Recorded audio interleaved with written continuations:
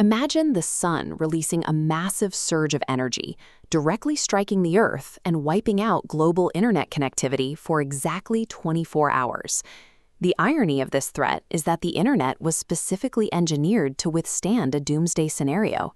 In 1969, the U.S. military developed ARPANET, a decentralized communication grid built to survive a direct nuclear strike. That survivability was developed by pioneers like Vinton Cerf, who recognized that a network relying on a central command center was inherently vulnerable. Together with Robert Kahn, he developed the TCP/IP protocols. This architecture allowed distinct computer networks to talk without a single choke point. They achieved this process through a process called packet switching. When you send a file, it breaks down into independent blocks that scatter and find their own individual paths through the network, dynamically routing around damage until they reassemble at their final destination. Yet, this software relies on incredibly fragile hardware. Today, 95% of international data travels through physical fiber optic cables resting directly on the ocean floor. This solar coronagraph captures a coronal mass ejection. If a severe solar storm hits Earth, it induces massive geomagnetic currents in the planet's crust. That energy would blow out the electronic repeaters spaced along those underwater cables, severing intercontinental connectivity in an instant.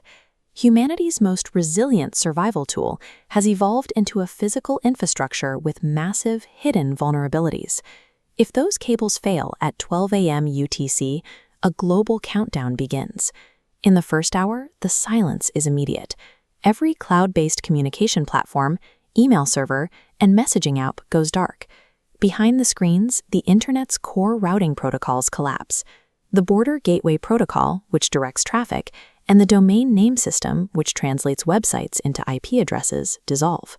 Even if local fiber lines remain intact, data has absolutely no way to find its destination.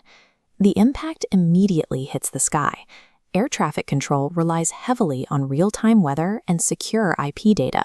Without it, global aviation authorities are forced to ground all flights, leaving millions of passengers stranded.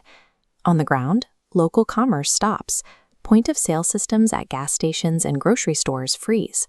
Because every credit card swipe requires a real-time remote database query to authorize the transaction, digital money becomes entirely useless.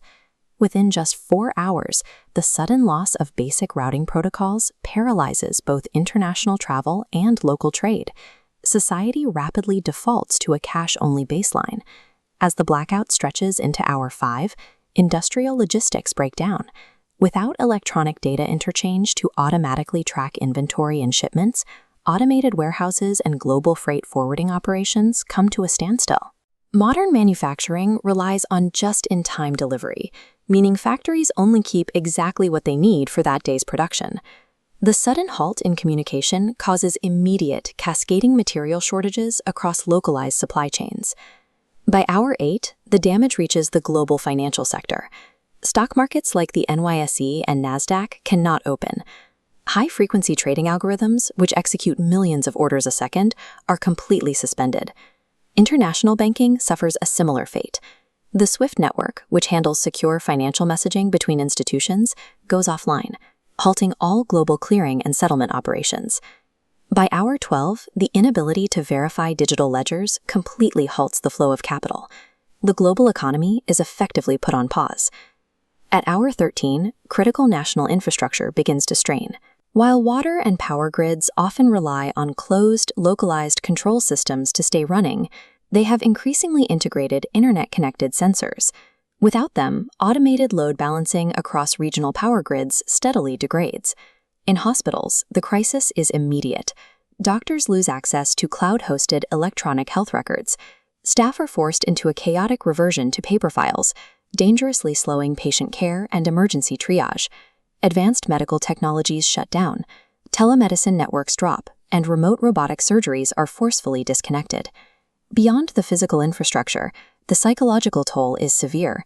With no way to contact loved ones or access news media, an information vacuum opens up, rapidly filling with panic and rumors. By the 24-hour mark, digital connectivity has proven itself to be the critical foundation for both physical safety and social order. When connectivity finally begins to return at hour 25, a massive technical hurdle remains: data desynchronization. For a full day, offline transactions occurred locally, forcing distributed databases, international bank ledgers, and global blockchains to resynchronize all at once without data corruption or transaction collisions is incredibly difficult. This table estimates the economic impact of internet disruptions. The bottom row highlights a hypothetical model. A 24-hour global outage costs $30 to $50 billion. But as the text below outlines, supply chain ripple effects would trigger hundreds of billions in indirect losses. To prevent this, researchers are building alternative networks. Low Earth orbit satellite constellations, linking together with lasers, can bypass the ocean floor entirely and act as a space-based backbone. Engineers are layering these space networks with emerging quantum intranet technologies for secure communication, alongside decentralized Web3 mesh networks that allow local devices to connect directly without a central hub, eliminating physical choke points. The internet was designed to withstand a nuclear strike, but because global civilization is built upon this network, we face a new requirement. We must engineer our world to function even in its absence.